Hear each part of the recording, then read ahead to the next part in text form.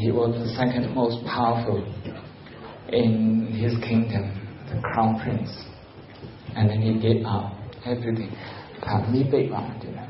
He gave up everything so that he can serve humanity beyond his kingdom. So we are going to be watching a very short video clip of the life of the Buddha. So enlightenment of the Buddha. Enlightenment is when your mindfulness becomes absolutely eternalized. It becomes nature. While watching the video, make sure that you're paying careful attention and even taking notes if you want to, because we have a set of questions that we're going to have to go later. We're going to give you guys all the help.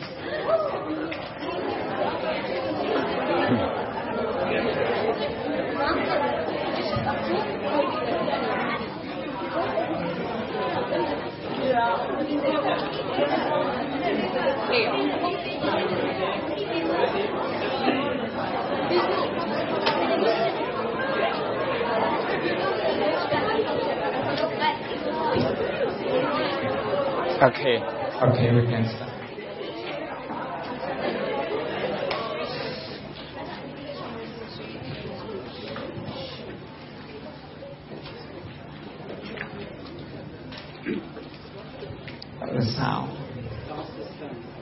The sound.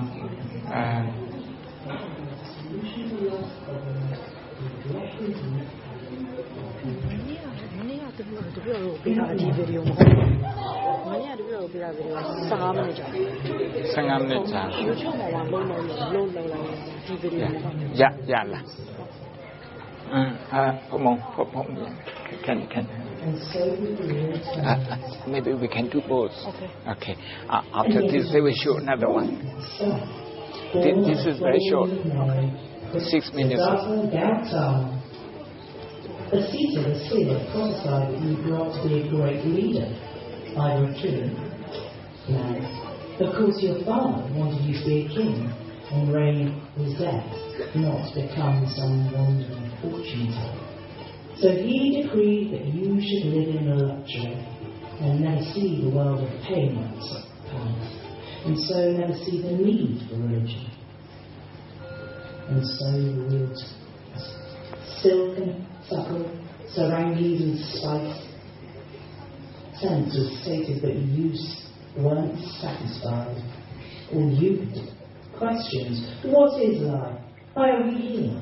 Is this all there is? And then one day you asked, what lies beyond the palace walk? For the first time you went out into the city in a gilded carriage, but you wanted to see the city by yourself. So you escaped into alleyways, and you were horrified by what you saw. An old woman, wrinkled, toothless and crooked. A man eaten by disease, puffing and sweating and covered in boils. Then, by the foot of the river, a funeral procession. The dead body was carried to the water's edge and laid gently on a pile of wood. When they trailed behind, crying and wailing in their grief. You stayed until the pub and watched as fully black smoke billowed down. It was the end of your innocence. There is no point to life. All that happens is that you get old, get ill, and die. But on the way back to the palace, a holy man stood serenely at the side of the road, begging for alms. He had nothing but peace in his peace. Here, you thought, must be the answer. And so the wheel turns. You left the palace in the dead of night and rode to the far reaches of the kingdom. You exchanged robes for rags, and in the forest you found a group of 5 holy men. They were naked and dirty, unkempt and scrawny.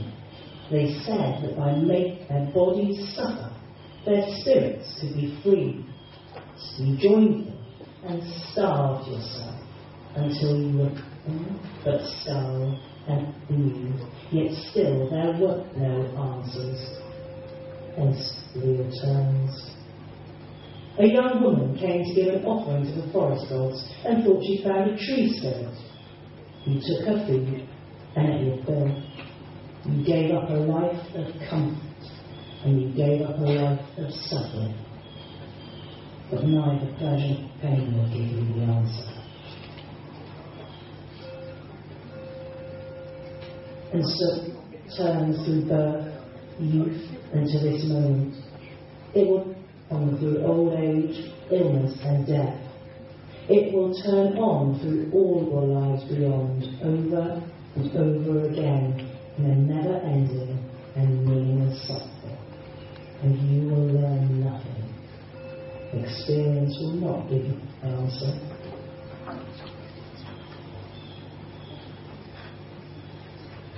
So how long are you going to sit here? It's been 49 days.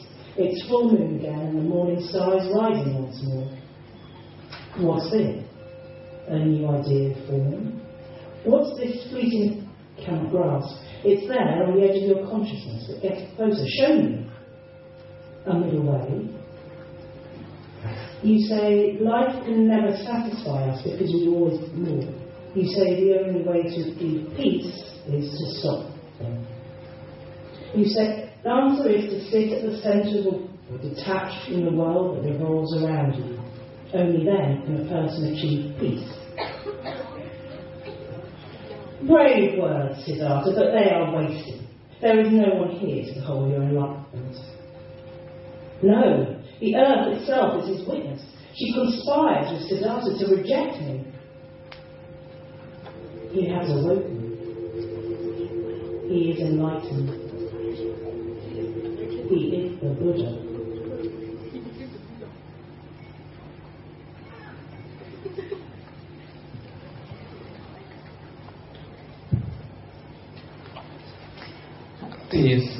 We have another one. This short video is set in a form of dialogue between the Buddha and the devil, what we call Mara, who was trying to destroy him or distract him. Wendy, where's another one? Okay. You know, before he left his palace, there were 4 things that he saw. Okay, this one. Is it this one? No, it's not this one. Hello? Not this one. There's another one. They have. It's not this one.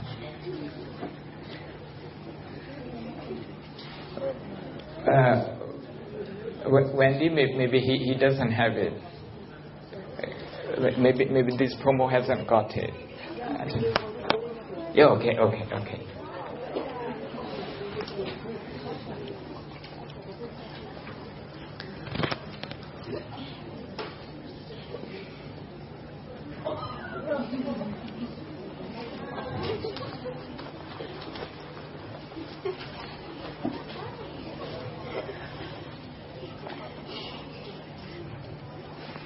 The point was the Buddha, he observed the experiences of human life and he found a way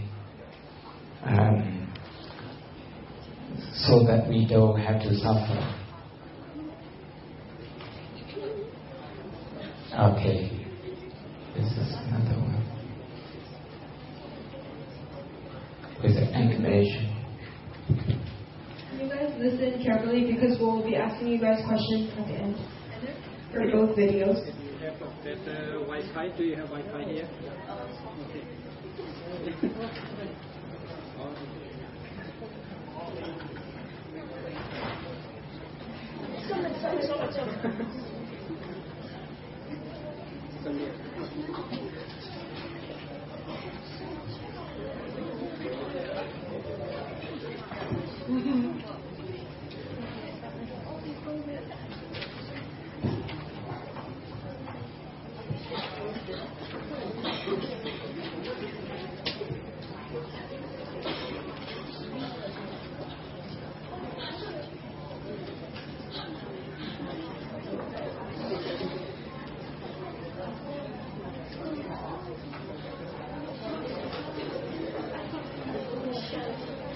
Alright, the video's ready.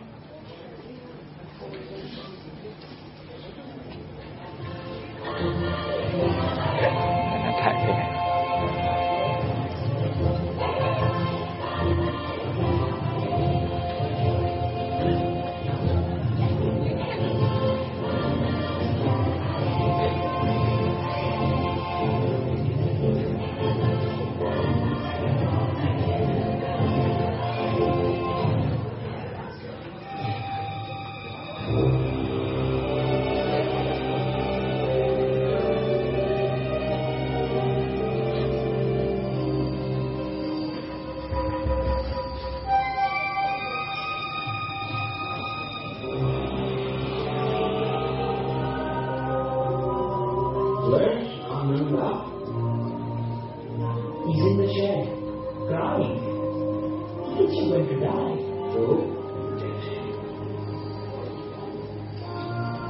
Oh, I'm tired this evening. My body feels like an old cart ready to get from its straps.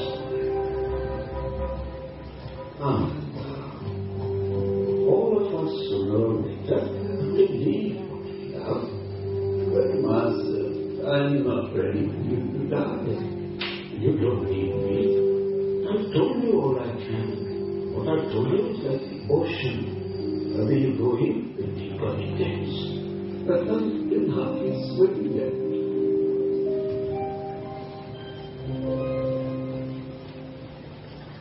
Then let's start together at the shore.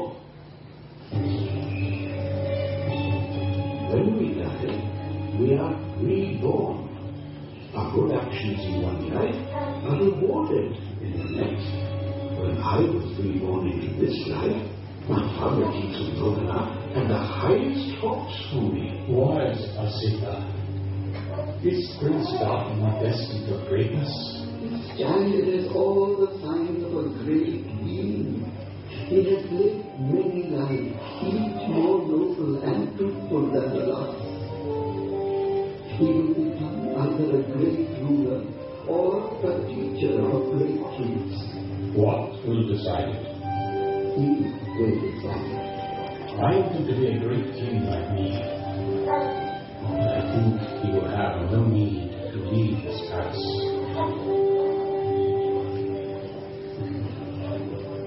My father created a perfect world for me for over 20 years. The prince will take his walk along this path today. Make sure there are no dead flowers. Your Highness. The princess wants to lay her eyes. Then stay with him elsewhere until he recovers. This is something the prince need not know about.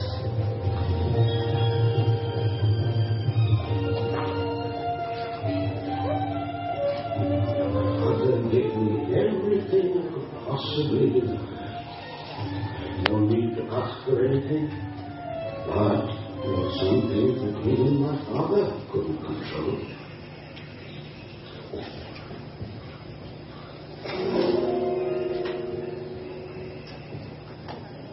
Prepare the horses. I'd like to take a ride. In all these years, Chana, I've never gone beyond that wall.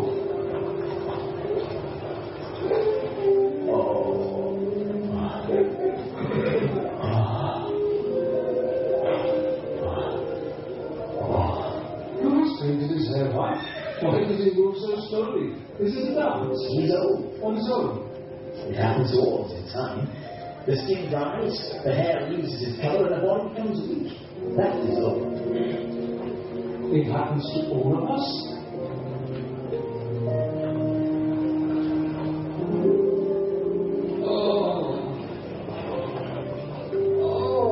Singing. He's not sick. He's sick and in pain. What is sick? His body is complaining.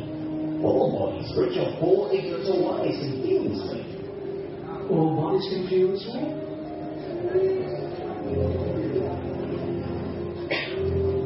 How can he sleep with all that noise around him? This is a dead man. He's not asleep. His life is gone. Is this the only dead man in the world? I'm afraid not, my prince. Death comes to every living thing. Take me back, China.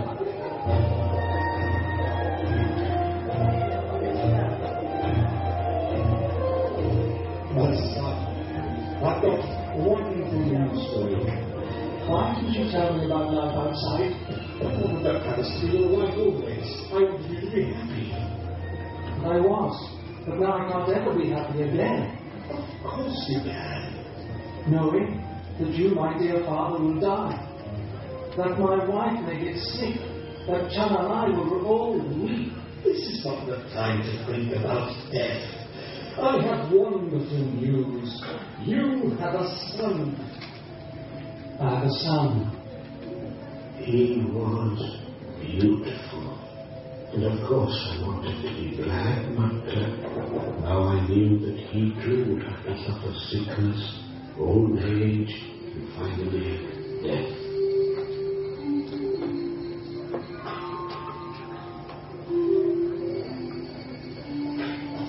What are you? A seeker. Of what? Of the only thing in life that doesn't wither and die. And what is that? Truth. And you found it? Not yet. But since leaving home and giving everything away, I felt more at peace. I'm not free to leave the palace. I have a duty to my father's kingdom. But if you seek and find the truth, your kingdom will be infinitely greater.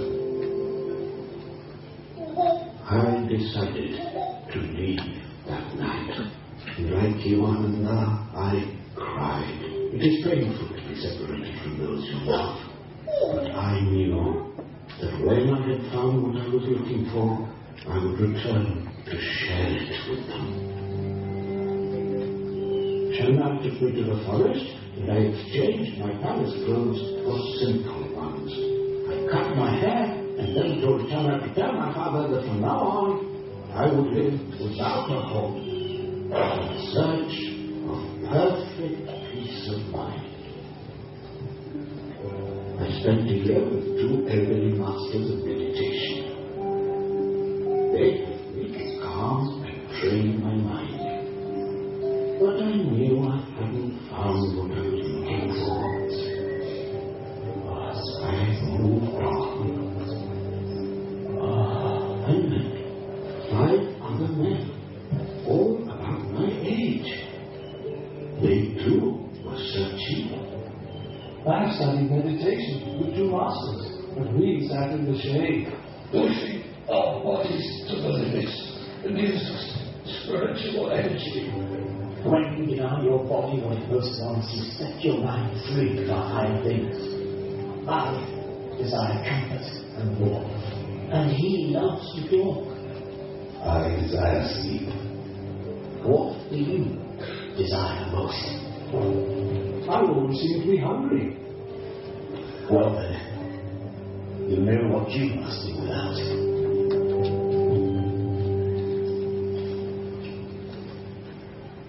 I starved myself for 6 years.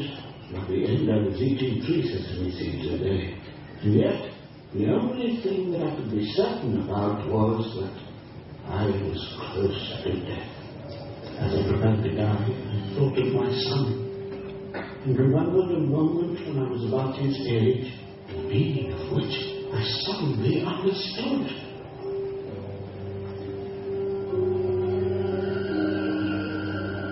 It was the palace bridal match. Everyone else was watching the festival, but I was seeing something different. Sweating men and animals, dry milk-white grubs being exposed to the sun, cutworms and insects. Everyone else was enjoying themselves, but I saw just suffering and death.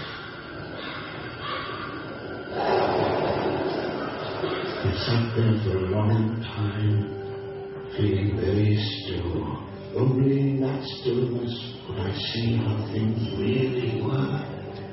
This memory filled me with energy. If I'd already felt something of the peace I was seeking when just a child, well-fed and clothed, then I certainly did not need to starve myself to find it again. I decided to eat properly once more.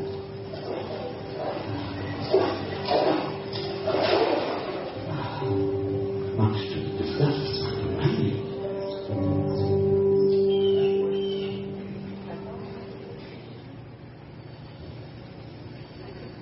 I shall not get up from here until I find the truth I'm seeking, that special awareness and enlightenment. But the mind has a terrible enemy. His name is Mara, and he seeks to tempt and destroy. First, he sent in beautiful daughters. Tempt him, distract him, make him desire you. Mara knew that if I found enlightenment, I would go on to tell others how to escape his evil power. I had to find that moment of stillness again. So, ignore my daughters, or you shall feel the fury of my army.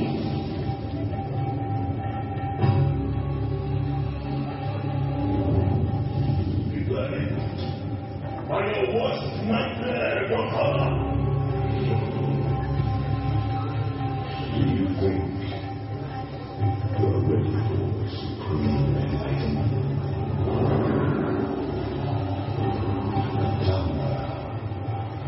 I'm so sure of having you.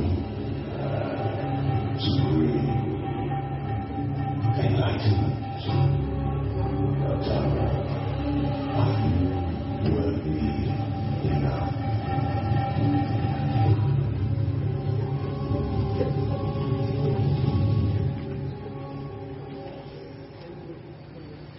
But as I touched the earth spoke.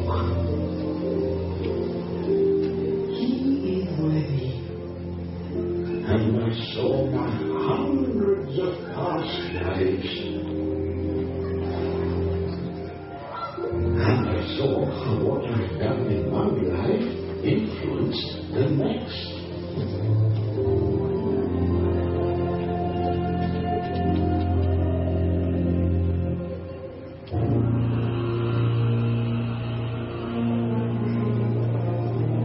I saw life as a wheel, some always moving upwards, others always falling downwards. There was no escape from the wheel of birth, death, and rebirth. No escape from the three poisons, hate, greed, and stupidity that kept the wheel turning. I realized that whether your life is easy or hard, you can't escape death. But suddenly, what I've been searching for was revealed to me. If I did not fear death, death had no power. Watching the moon that long night, I slowly understood that the way to avoid suffering was to free yourself from wanting anyone or anything, and be ready always to give and receive.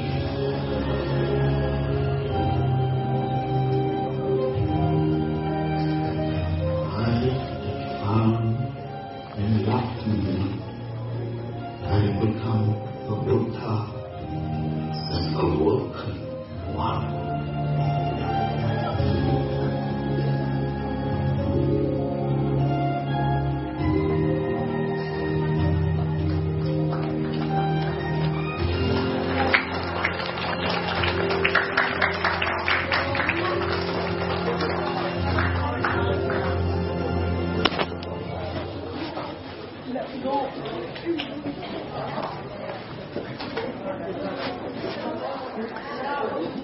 Okay, everyone, thank you for your presentation. Okay, every group is wonderful. Today we have learned about mindfulness and mindfulness meditation. We have learned the technique 3R. But before we go away, I'd like to give you, a little bit more how we can expand this. How we can expand this mindfulness quality. And to do that, okay, we have heard about life's, most important skill, that is happiness. We have heard about emotion management. We have heard about EQ. We have heard about attention. All those qualities. Now, I want you to note down one thing, that in every one of us, starting from me to the youngest one, inside our mind we have two wolves. Okay, the gray one and the white one. The gray one is the symbol of negative emotion. The white one is the positive emotion.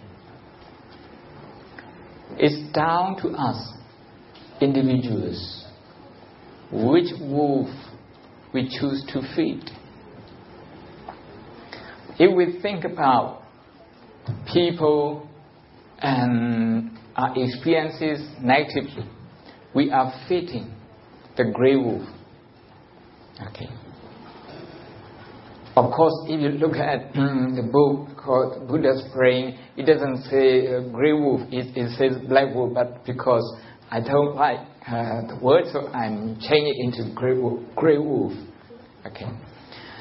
So scientifically, in neurology, if you think negatively about yourself, if you just think about things to worry about and not things to be proud of, if you develop that habit, you are actually feeding the grey wolf.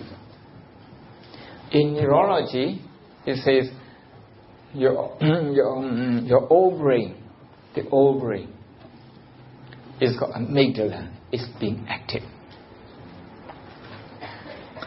So it's up to us whether we activate a new brain, which is associated with positive things and calming and attention, or whether we activate the black wolf, the grey wolf,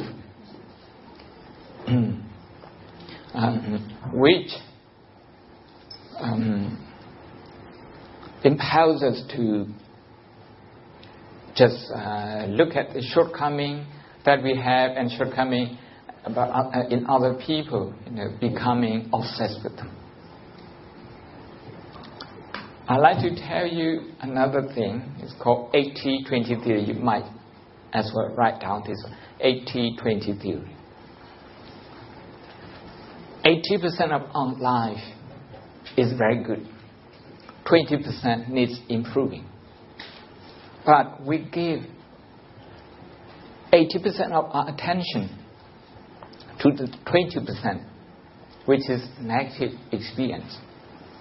And the 80% positive things in our life, we hardly pay attention. Only 20%. That is to say, we reduce 4 times the significance of the good thing that we have in life. And we increase the impact of negative things in our life 4 times as well. Over time, we come to think that we actually have more problem in our life than positive things. The reason is because we train our mind, we train our attention to be that way. So today, we have been together since 9 in the morning. We have been trying as a group to focus on positive things. I might just ask you to do a quick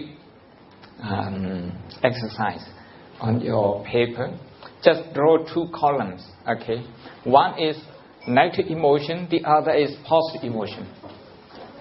This is to get to know your own emotion, negative one and positive one.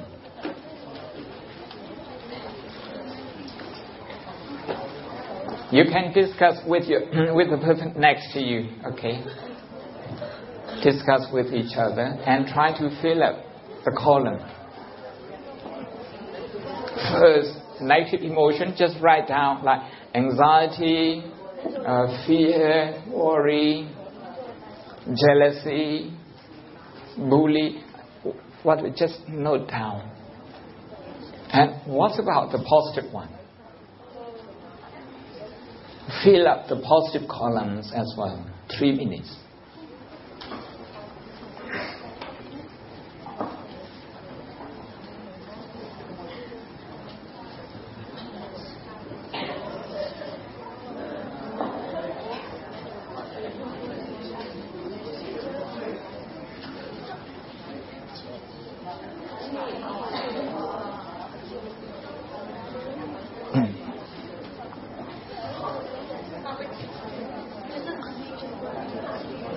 It's good to discuss with the person next to you, okay, so that you can communicate emotionally.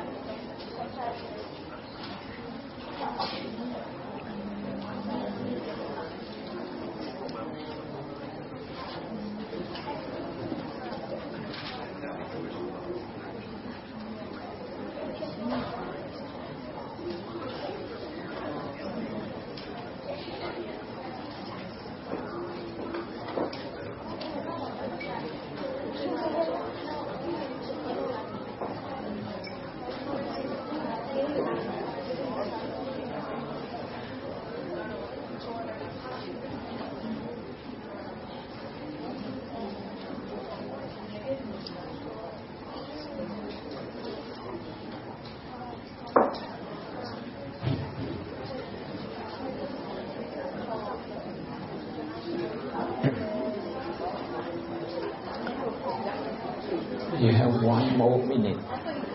1 more minute.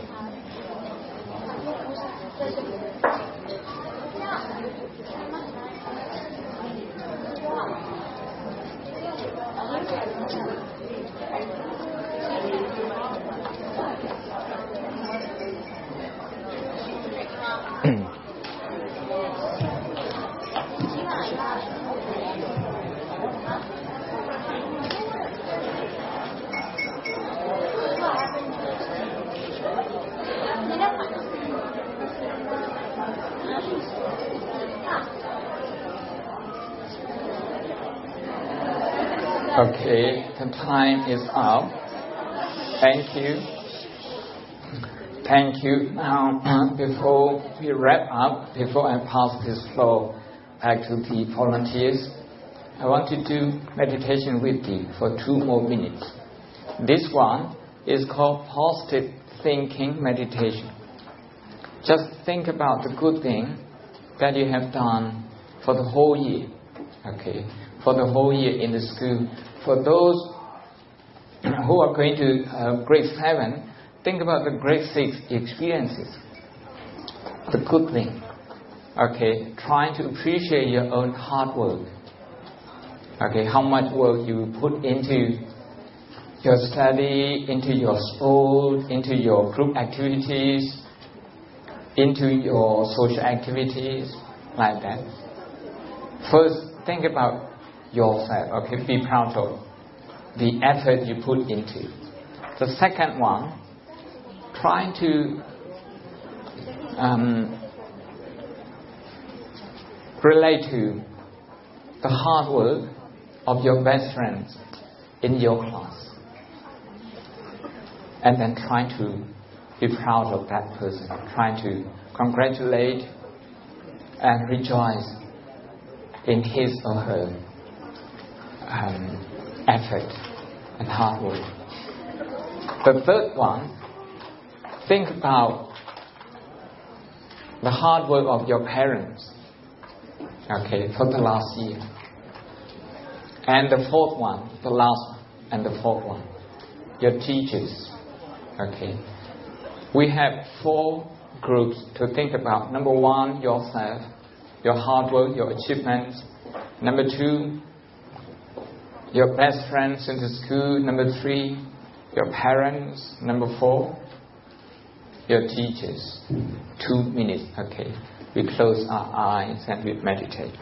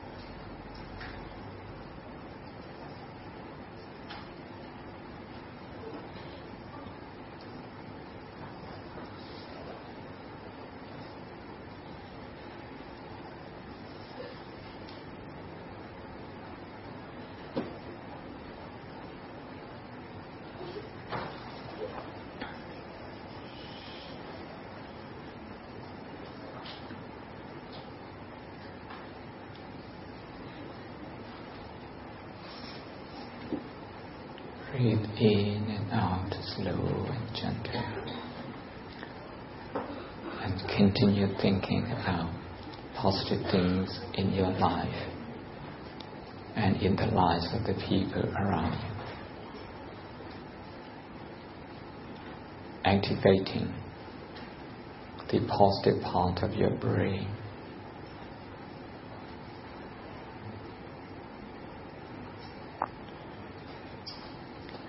You're establishing a positive habit, training your brain, your emotion, your thoughts to be positive.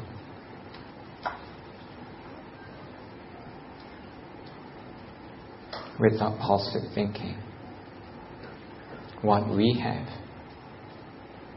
means nothing.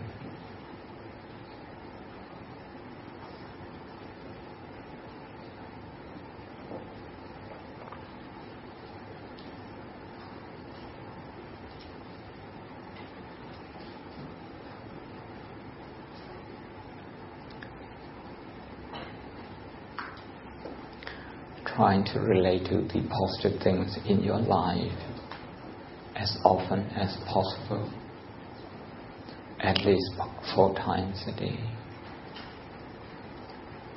And so that we don't become too self-centered, we need to extend our positive thinking to the people that we love.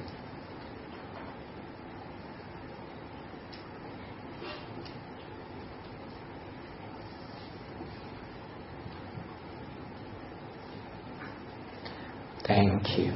Thank you. So I pass back to the volunteers. Grace, Albert, and indeed everyone.